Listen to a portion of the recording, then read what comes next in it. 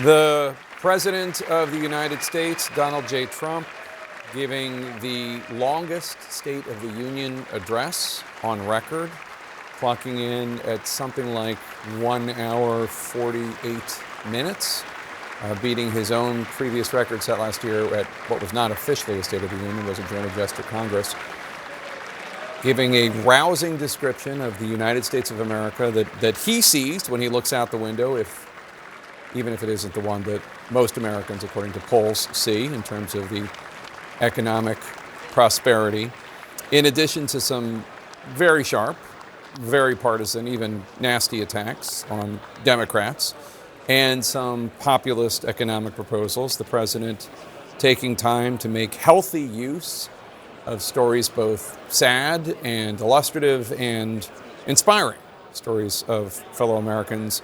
We saw not one but two Congressional Medals of Honor awarded, one to a 100-year-old Navy fighter pilot from World War II, Korea and Vietnam, the other one to Chief Warrant Officer Eric Slover, injured during the Maduro raid just last month. I do not doubt that his supporters will absolutely love his speech and his critics will find much to hate about it, but there were definitely moments that I think any American would appreciate. Dan.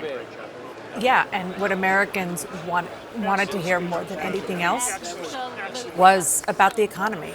And the president certainly did what we hear a lot on a daily basis about how he thinks it's the greatest economy in the world, and all of the sort of hyperbole that is classic vintage Trump.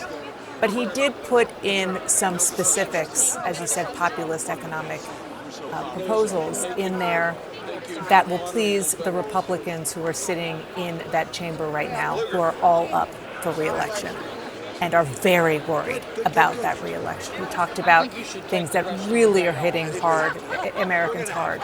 Energy costs, said that he is going to try to get the AI companies to pay for, and the tech companies to pay for how much energy they are using, which American consumers are now paying for largely.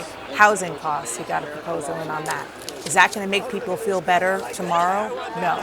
But a lot of the concern that people who are going to go out and vote or not vote this election year is that they don't think that he's paying attention to that. And is this speech going to solve that? No. But at least they all have clips and some talking points that they can go back on the campaign trail and start talking about. Yeah, and I just want to note there was Thomas Massie standing over as the president was exiting. Of course, the president and Thomas Massie have feuded. He has not been happy with him. He wants him to lose his job as a member of Congress. I think what stood out to me as we were watching this is, this is not unfamiliar territory for the president. He has delivered many of these addresses. He's now broken his own records on how long he has spoken. But these moments as he was in there, and at the beginning, obviously getting started, he was largely looking over to the left side of the chamber where a lot of the Republicans were sitting. Then he began looking at the right side as Democrats obviously were not standing for what he believed should be applause lines during his speech. And he was getting increasingly irritated by it, at one point stopping and saying, "These people are crazy. I can't believe they're not standing for this." The one thing that I saw them all standing for was when they were talking about insider trading and banning that. He made an offhand joke about Nancy Pelosi. Well, not all of them were standing, but a handful of them were. Yeah, well, yeah, but that got more applause. Senator Elizabeth Warren was standing, and that obviously stood out to the president himself. But obviously these other moments, the guests that they invite, this happens with every president, as you all know, they bring them for these moments, so they will have these moments that go on. I think to Dana's point, the question is if there's voters at home, how do they feel about this? Does it make them feel better about making their mortgage payments and paying down their credit card bills? That remains to be seen ahead of the midterms, but they certainly had those moments. Well, and of course, big picture, we have to remember, this is a president who's been under immense pressure, right? His polling, his approval rating is lower than it's ever been. He was speaking to a room full of Republican members of Congress, many of whom stand to lose their seats. The president stands to lose part of the power that he currently has in Washington. And I think the speech reflected the way this president often deploys the strengths that he has. Yes, he spent some time defending his own record. He spent some time blaming his predecessor. He spent some time, at least one of my Republican sources pointed out to me, trying to convince people it wasn't as bad as maybe they feel that it was. But he spent far more time during this speech on offense, right? ticking through places that are culturally inflammatory in some cases.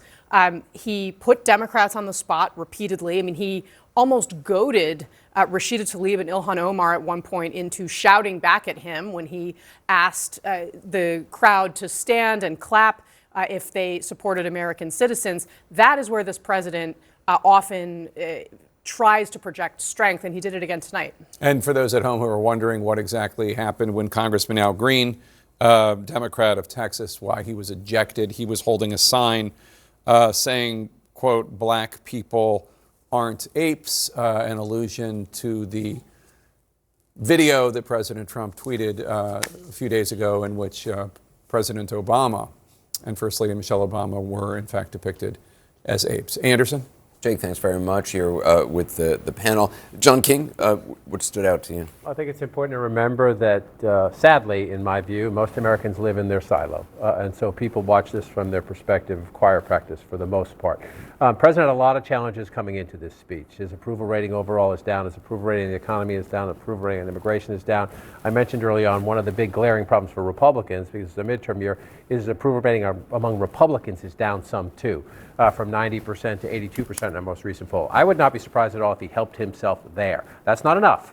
That's not enough. One speech is not going to change anything. But the Republican Party needs its base enthusiastic heading into the midterm election year. And there was a lot in the speech from the president, both from a policy perspective of what he's done and what he's trying to do, and the few skirmishes he had with the Democrats. That if you're trying to get your base to say, okay, I've been sort of pulled back.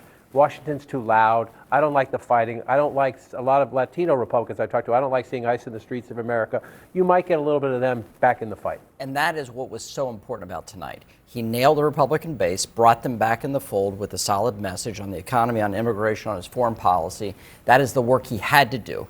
And that also brings over a lot of independents that are similarly minded to what Republicans believe. Not sure about that part, but we'll see. I mean, that's actually how the presidential election modeled out, and will be very instructive and important for the midterms. But between now and the midterms, he has to maintain his control of Republicans on the Hill. He did that and did that in spades. Well, he also basically kept control of himself, which I think will be a great relief to his strategists and aides there.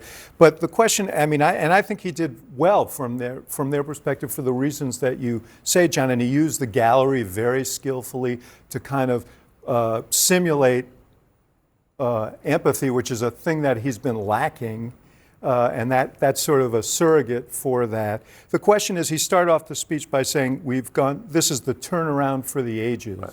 And as you know, because you're traveling around the country, people don't think the direction is right. And I don't think this cured that. So we'll see. But I don't think a lot of the people who needed to be persuaded probably were watching this speech. I also just want to quickly point out, in about a minute or so, we're going to be hearing the Democratic response from Governor Abigail Spanberger of Virginia, newly elected. Yeah, I mean, I think stylistically, this speech really told us where the president is, which is that the way that he wants to see the country may not be where the country actually is or where the country sees itself, but he utilized almost like these game show type moments where you're seeing awards being presented to really bring these moments of togetherness that otherwise might not have been there. I actually thought it was very skillfully done. He awarded several medals of honors, Purple Heart. He brought up the natural disaster in Texas. He had to do that because I think the rest of his message, I think, is a hard pill for Americans to swallow. And I think those other moments really gave him some space to balance out those two things.